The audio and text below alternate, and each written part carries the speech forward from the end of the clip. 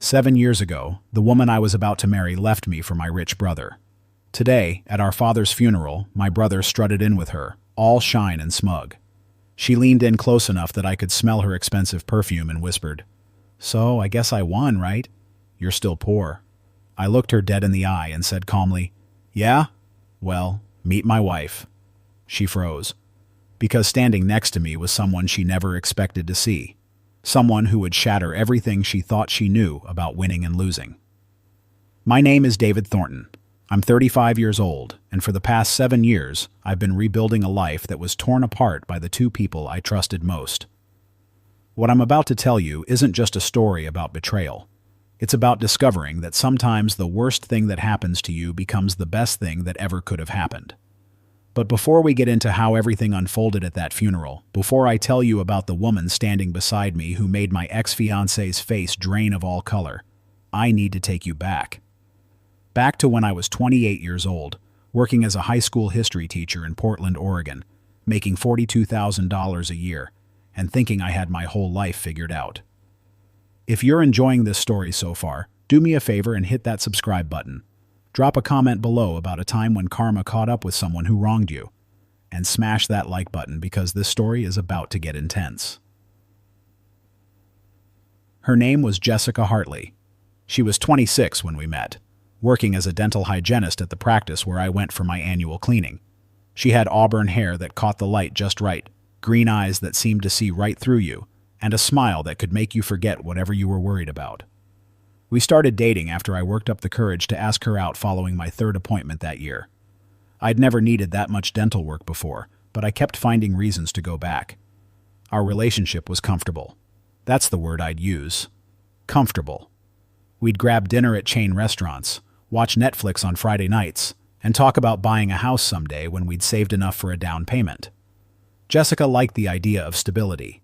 She'd grown up in a family that struggled financially, her father bouncing between jobs, and she'd told me on our fourth date that she never wanted to live like that again.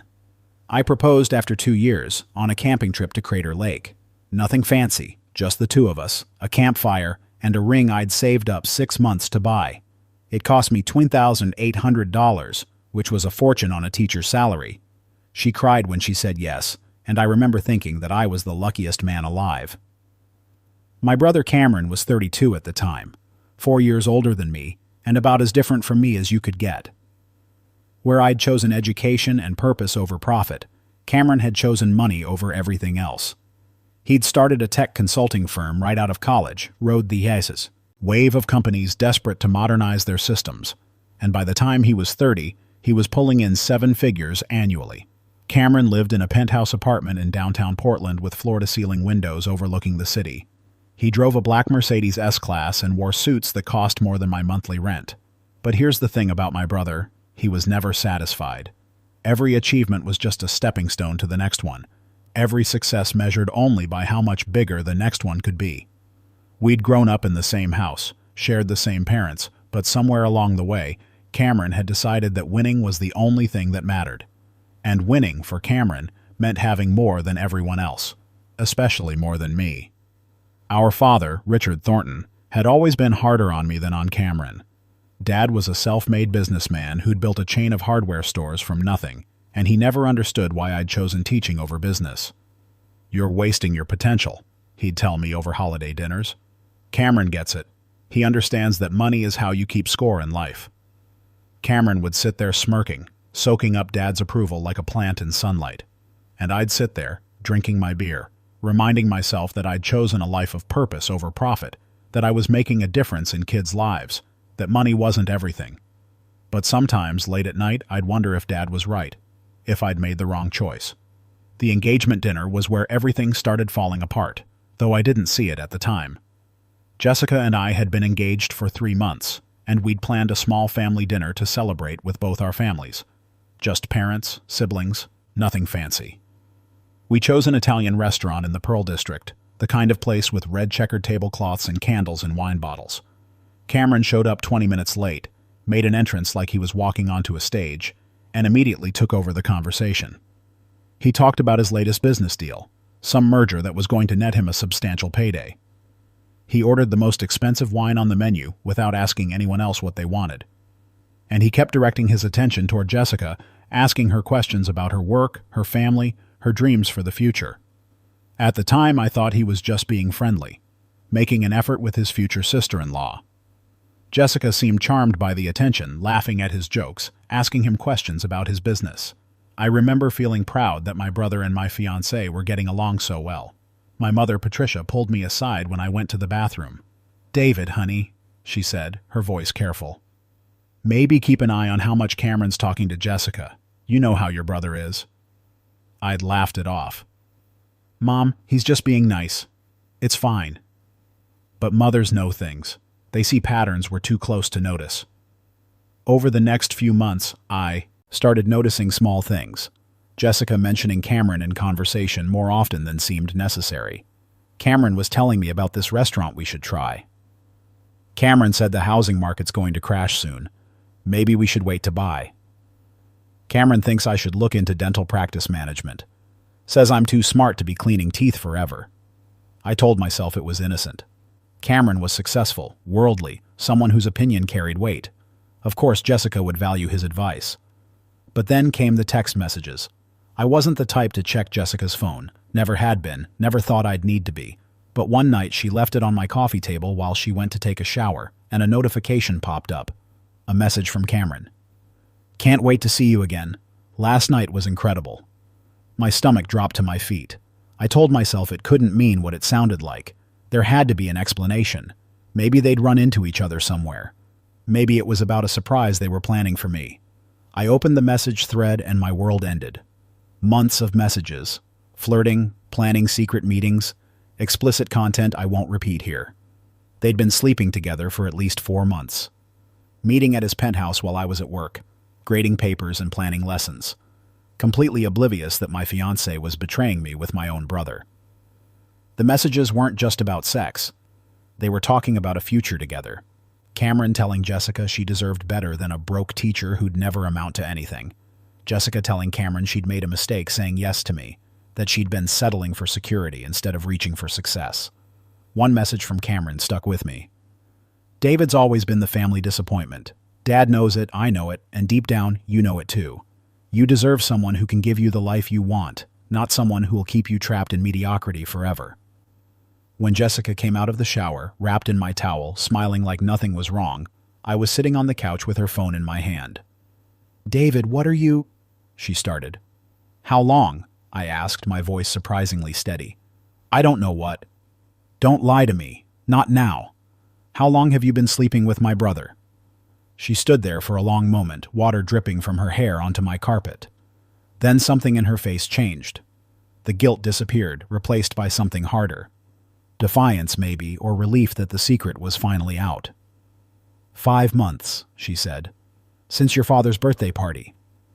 That was when I'd been designated driver, taking care of Dad who'd had too much to drink, making sure everyone got home safely. While I was being the responsible son, Cameron had made his move. "Why?" I asked, though I already knew the answer. Jessica sat down across from me, not bothering to hide anymore. "Because Cameron can give me the life I want, David. I'm tired of budgeting for everything. Tired of choosing between buying new clothes and saving for a house. Tired of planning a wedding I can't afford. Cameron takes me to restaurants where the bill is more than your weekly paycheck. He bought me a bracelet last month that cost more than your car. I thought you loved me." "I did," she said, and for a moment I saw something like sadness in her eyes. "I do, in a way. You're kind, you're stable, you're safe. But safe isn't enough anymore, David. I want more. And Cameron can give me more. He's my brother. And he's a better man than you'll ever be." The words came out cold, matter of fact. "I'm sorry if that hurts, but it's the truth. You chose to be a teacher making nothing while Cameron built an empire. You chose mediocrity while he chose success. And I'm choosing him." She went into my bedroom, got dressed, and packed the few things she kept at my apartment. The engagement ring I'd saved 6 months to buy sat on my coffee table where she'd placed it. She didn't even look back when she walked out the door. I sat there in my apartment, staring at that ring, and realized I'd lost everything. My fiancé, my brother, my faith in family, all in the span of 20 minutes. The next day, I called Cameron. He answered on the third ring, his voice carrying that smug satisfaction that would haunt me for years. "I figured you'd call," he said. "How could you do this?"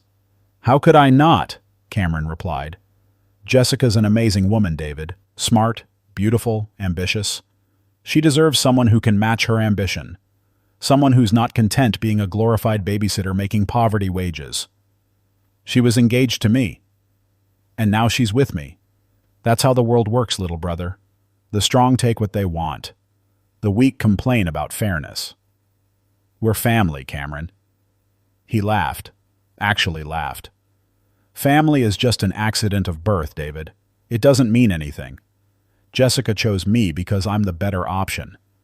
Maybe this will teach you that your choices have consequences." I wanted to drive to his penthouse and put my fist through his face, but I didn't. I just hung up and sat there, feeling like someone had hollowed me out with a spoon. The worst part came 2 weeks later when Cameron and Jessica made it official on social media. Photos of them at expensive restaurants, at charity galas, on a trip to Napa Valley. Jessica wearing designer clothes and jewelry I could never have afforded. Every post felt like a knife in my chest. My mother called, crying. "David, I'm so sorry. I should have said something sooner. I saw the way Cameron looked at her, but I hoped he wouldn't actually—" My father called too, but his message was different. "You need to move on, son. Jessica made her choice. Cameron made his. Fighting about it won't change anything. Just accept it and focus on your own life." No apology. No acknowledgement that what Cameron did was wrong. Just disappointment that I couldn't handle it better. That's when I realized I was truly alone. The next 6 months were the darkest of my life. I lost 15 pounds because I couldn't eat. Couldn't sleep more than a few hours at a stretch. Showed up to work looking like death, going through the motions of teaching while feeling dead inside. My students noticed. One of them, a kid named Tyler, who always sat in the back, stayed after class one day. "Mr. Thornton, are you okay? You seem really sad." I tried to brush it off, but Tyler didn't let it go. "My mom says when you're going through something hard, you gotta keep going anyway, even when you don't want to. She says that's what brave looks like." Tyler's mother was a single parent working 2 jobs. I'd met her at parent-teacher conferences, seen the exhaustion in her eyes, the determination, and here was her kid, trying to encourage his teacher who was falling apart. That conversation stuck with me. Tyler's mom didn't have the luxury of falling apart. She just kept going. Maybe I needed to do the same. I started seeing a therapist named Dr. Helen Morrison. She was expensive, ate into my already tight budget, but she was worth every penny. Dr. Morrison helped me understand that what Cameron and Jessica did said nothing about my worth as a person and everything about their character. "You chose a career based on values," she told me during one session. "They chose each other based on greed and status. Who do you think is going to be happier in the long run?" "They seem pretty happy in all their photos," I said bitterly. "Social media is a highlight reel, David. Nobody posts the fights, the doubts, the moments when they realize they've built a relationship on a foundation of betrayal. Give it time." I started running. Not because I wanted to, but because I needed to do something with the anger burning inside me. 5 miles a day, then 7, then 10. The physical pain was easier to deal with than the emotional pain. And slowly, very slowly, I started feeling like myself again. But I also made a decision. I was done being the family disappointment. Done being the guy everyone underestimated. I was going to build something, prove that my father and Cameron were wrong about me. I just didn't know what yet. The answer came from an unexpected place. One of my colleagues, a computer science teacher named Greg Patterson, mentioned he was developing an educational app on the side, something to help students learn history through interactive timelines and gamification. "Problem is," Greg said over lunch, "I can build the software, but I don't know enough about history curriculum to make it actually useful. Every time I try to write content, it sounds like a Wikipedia article." "Want some help?" I offered. That casual conversation became a partnership. Greg and I spent our evenings and weekends building History Quest, an app that made learning history engaging for students who'd grown up with smartphones and short attention spans. We poured everything we had into it. Money, time, expertise. 6 months after we launched, we had 10,000 downloads. A year later, 100,000. School districts started reaching out, wanting to license it for their entire systems. Educational publishers wanted to acquire it. 2 years after that lunch conversation, Greg and I sold History Quest to one of the largest educational publishers in the country for $8 million. After taxes, legal fees, and splitting it with Greg, I walked away with $3.2 million. I was 31 years old, and suddenly wealthy beyond anything I'd imagined. But here's what Cameron and Jessica never understood. The money didn't change who I was. I kept teaching for another year because I loved it. I bought a modest house, not a penthouse. I drove a reliable car, not a status symbol. And I used a significant portion of that money to establish a scholarship fund for students from low-income families who wanted to become teachers. I didn't advertise my wealth, didn't post about it on social media, didn't send Cameron a gloating message. I just lived my life, quietly, purposefully, and tried to move on from the betrayal that had nearly destroyed me. Moving on included dating again, though I was cautious to the point of paranoia. Every woman I met, I found myself wondering if she was interested in me or what I could provide. It made relationships difficult, always looking for ulterior motives, always waiting for betrayal. Then I met Sarah Chen at a teachers' conference in Seattle. She was a special education teacher from Sacramento, passionate about inclusive education, funny in a dry way that took me by surprise. We talked for 3 hours over conference center coffee, and I didn't mention my financial situation once. Sarah was different from Jessica in every way that mattered. Where Jessica had been focused on appearance and status, Sarah cared about substance and impact. She drove a 10-year-old Honda Civic and didn't apologize for it. She wore jeans and comfortable shoes instead of designer labels. And when she talked about her students, her face lit up with genuine love. We dated long distance for 8 months before I asked her to move to Portland. Before I did, I told her everything about my past, about Jessica and Cameron, about the money from selling History Quest. I needed to know if the money would change things. Sarah listened to everything, then looked at me and said, "David, I don't care about your money. I care that you used it to help students become teachers. That tells me who you are. The rest is just numbers in a bank account." We got married a year later. Small ceremony, just close friends and my mother. I didn't invite my father or Cameron. They weren't part of my life anymore, and I was okay with that. For the next 3 years, Sarah and I built a life together. We traveled during summer breaks, hosted game nights with other teachers, talked about maybe starting a family someday. I was happy, genuinely happy, in a way I'd never been with Jessica. Then my father died. The call came from my mother on a Tuesday morning.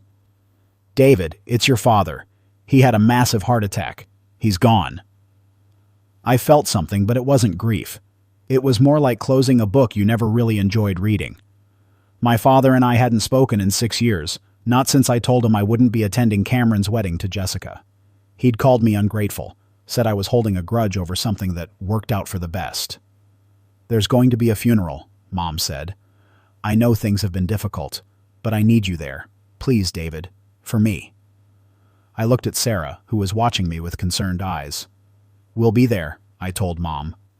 The funeral was at St. Michael's Catholic Church, the same church where my father had attended Mass every Sunday for 40 years. I wore a dark suit and stood in the back with Sarah watching people file in. Business associates, employees from his hardware stores, neighbors, family friends. Then Cameron and Jessica walked in. 7 years had passed since I'd seen them in person. Cameron looked older, some gray in his hair, lines around his eyes that hadn't been there before. He was wearing a suit that probably cost $5,000, but something about him seemed diminished, like he was working too hard to appear successful. Jessica was on his arm, wearing a black dress that screamed expensive. She'd aged well, still beautiful, but there was something hard in her face now, something that hadn't been there when she was 26. They saw me standing there with Sarah. Cameron's face went carefully neutral. Jessica's eyes widened slightly, then narrowed as she took in Sarah, processed what her presence meant. After the service, people gathered in the church hall for coffee and reminiscing. I was standing with Sarah, listening to one of my father's old business partners tell stories, when Cameron approached. "David," he said, extending his hand like we were business acquaintances. "Thanks for coming." I looked at his hand for a long moment before shaking it briefly. "Mom asked me to be here." "Right." Cameron's smile was forced. "This is awkward." Is it? I asked. I hadn't noticed. Jessica appeared at Cameron's side, and I saw her eyes assessing Sarah with the calculation of a jeweler examining a competitor's work. David, Jessica said, her voice saccharine, it's been so long. Not long enough, I replied evenly. She laughed like I'd made a joke. Still bitter, I see, after all these years. Sarah's hand found mine, squeezed gently. A reminder to stay calm, to not engage. I'm not bitter, I said. I'm grateful. You did me a favor. Jessica's smile faltered. A favor? You showed me who you really were before I made the mistake of marrying you. That's worth more than any ring. Cameron stepped forward slightly, protective mode engaging. Come on, David. We're at our father's funeral. Can't we be civil? I am being civil, I said. Civil would be ignoring you completely. What you did to me wasn't civil, Cameron. It was calculated cruelty. But I've moved on. Clearly, Jessica said, her voice dripping with sarcasm as she looked at Sarah. Though I have to say I expected you to end up with someone a bit more impressive. That's when Sarah spoke up, her voice calm but firm. Impressive how? Morally? Professionally? Because I'm fairly certain I've got you beat on both counts. Jessica's face flushed red. Excuse me? You heard me, Sarah continued. I don't know you, and honestly, I don't want to, but I know what you did to my husband 7 years ago, and I know that people who build their relationships on betrayal rarely end up happy. Oh, we're very happy, Jessica said quickly. Too quickly. Cameron's business is doing amazing. We have everything we could want. Except integrity, Sarah said simply. Cameron's jaw tightened. You don't know anything about us. I know enough, Sarah replied.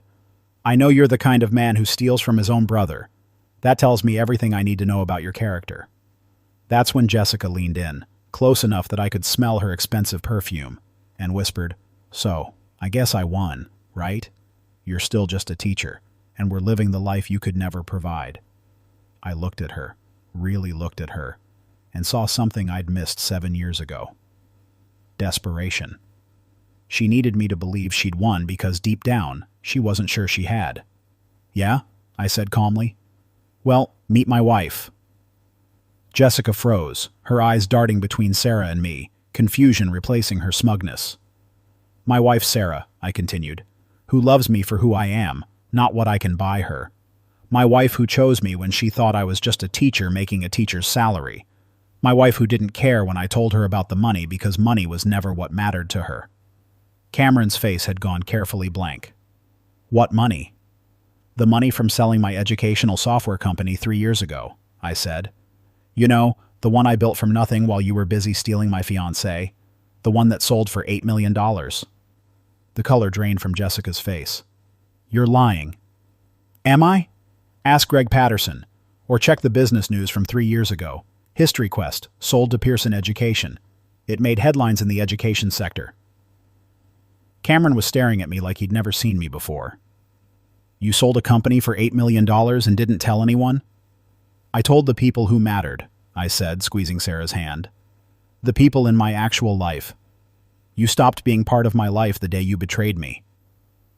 Jessica looked like she'd been slapped. But you're still teaching. You drive a Honda.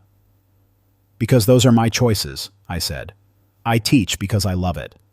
I drive a reliable car because I don't need to prove anything to anyone. And I'm happier than I've ever been. You're lying, Jessica repeated, but her voice was shaking now. This is just some pathetic attempt to make yourself feel better. Sarah pulled out her phone, did a quick search, and showed Jessica the article. David Thornton and Greg Patterson, Portland teachers who built History Quest, sell to Pearson for undisclosed sum. The article estimated the sale price at $8 to $10 million. Jessica's hand was trembling as she handed the phone back. She looked at Cameron, and I saw years of doubt suddenly crystallize into terrible certainty. How much do you make now? I asked Cameron conversationally. Still pulling in 7 figures, or has the market gotten harder? Cameron's silence was answer enough. That's what I thought, I said. See, the thing about building a business on consulting is that you're only as valuable as your last contract. The tech sector's been brutal the past few years, hasn't it? We're doing fine, Cameron said, but his voice lacked conviction. Are you, though? I asked. Because from where I'm standing, it looks like you've been working a lot harder for a lot less. Funny how that works. Jessica was looking at Cameron now with an expression I remembered well. The calculation, the reassessment, the wondering if she'd made the right choice. The difference between you and me, Cameron, I continued, is that I built something that mattered. Something that helps kids learn. Something that will outlast both of us. What have you built besides a reputation for betraying family? This is ridiculous, Cameron said, but he was already turning away. Jessica, let's go. But Jessica wasn't moving. She was staring at Sarah, taking in her simple dress, her lack of jewelry, her obvious contentment.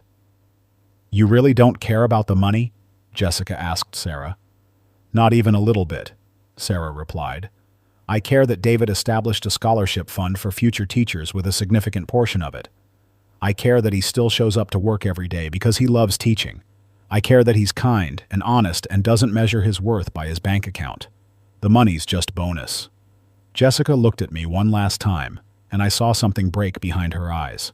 7 years of telling herself she'd made the right choice, that she'd won, that leaving me for Cameron was the smart play. And in one conversation, all of that crumbled. I hope you're happy, she said quietly, and for the first time, it didn't sound like an insult. It sounded like a plea. I am, I said honestly. I really am. Cameron grabbed Jessica's arm and practically dragged her toward the exit.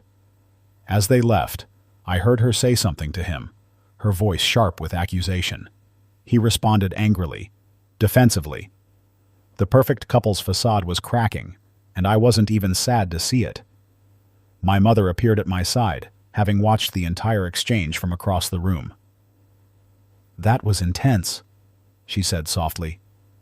That was 7 years coming, I replied. Your father would have been proud, Mom said. Not of Cameron, of you. He was wrong about you, David. I think he knew it at the end, but he was too stubborn to admit it. I looked around the church hall at people saying goodbye to my father, and realized I'd already said my goodbye years ago.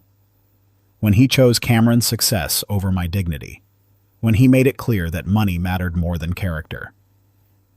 You ready to go home? Sarah asked. More than ready. As we walked to our car, I thought about everything that had happened. 7 years ago, losing Jessica had felt like the end of my world. Now I understood it had been the beginning of something better. Cameron had taken Jessica thinking he was winning some competition, but all he'd really done was save me from a marriage that would have slowly poisoned both of us. Jessica wanted someone who could buy her things. Cameron wanted a trophy to prove his superiority. They deserved each other. I'd found someone who saw me, really saw me, and loved what she saw. Someone who chose me when I was just a teacher and didn't change when she learned I was wealthy. Someone who valued the same things I did, who made me laugh, who made me want to be better. That's not winning or losing. That's just finding the right person finally. 6 months after the funeral, I got a call from my mother. David, I thought you should know. Cameron and Jessica are getting divorced. I'm sorry to hear that, I said, and meant it. Not because I wanted them to be happy together, but because divorce is painful no matter who's going through it. Jessica left him, Mom continued. Apparently, she'd been having an affair with one of Cameron's business partners, someone wealthier. Cameron's devastated. I thought about that for a moment. Jessica doing to Cameron exactly what she'd done to me. The symmetry was almost poetic. How's Cameron taking it? I asked. Not well. He called me last night, crying. Said he didn't understand how Jessica could do this to him, after everything he'd given her. I laughed. Couldn't help it. He's serious? Completely. I tried to point out the irony, but he didn't want to hear it. He's asking if you'd be willing to talk to him, brother to brother. Tell him I hope he finds someone who loves him for who he is, not what he can provide, and tell him that's the only advice I'm willing to give him. Mom was quiet for a moment. You've really moved on, haven't you? I have, I said, looking across the room where Sarah was grading papers at our kitchen table, completely absorbed in her work. Turns out the best revenge is just living well. That was 2 years ago. Sarah and I now have a daughter, Emma, who's 14 months old and has her mother's determination and, apparently, my stubbornness. We're still teaching, still living in our modest house, still driving reliable cars. I see my mother regularly. She's part of Emma's life, a doting grandmother who finally understands that success isn't measured in dollars. I haven't spoken to Cameron since the funeral. Last I heard, he's working as a consultant for someone else's firm, trying to rebuild his reputation. Jessica's on her third marriage, still chasing wealth, still convinced that the next rich man will finally make her happy. The scholarship fund I established has sent 12 students to college to become teachers. 3 of them have already graduated and are teaching in underserved communities. That matters more to me than any amount of money in my bank account. People ask me sometimes if I ever think about what my life would have been like if Jessica hadn't left me for Cameron. And the truth is, I do think about it. I think about how I'd be married to someone who saw me as a means to an end rather than a partner. I think about how I'd have missed meeting Sarah, missed having Emma, missed building something that actually matters. What Cameron and Jessica did to me was one of the cruelest things you can do to another person. They betrayed my trust, destroyed my family, and nearly broke me completely. But they also freed me to become who I was meant to be. That day at the funeral, when Jessica asked if she'd won, she was asking the wrong question. This was never a competition.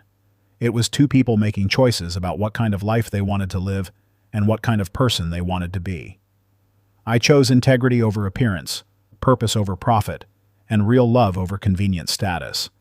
And 7 years later, standing in that church hall with Sarah by my side, I got to see Jessica realize she'd chosen wrong. That's not revenge. That's just karma finally showing up to collect what it's owed. The best part? I didn't have to do anything except live my life, be honest, work hard, and love the people who deserved my love. Everything else took care of itself. So yeah, Jessica, I guess you could say you won. You got Cameron, got his money, got the lifestyle you wanted. For a while. But I got Sarah. I got Emma. I got peace. I got to build something meaningful. And I got to sleep at night knowing that every single thing in my life was earned honestly, chosen deliberately, and built on a foundation that won't crumble the moment someone wealthier comes along. You tell me who won. If this story resonated with you, if you've ever been betrayed and wondered if you'd ever find happiness again, drop a comment below. Share your story. You're not alone. And don't forget to subscribe for more stories about how life has a way of working things out, even when it feels like everything's falling apart. Hit that like button, and I'll see you in the next one.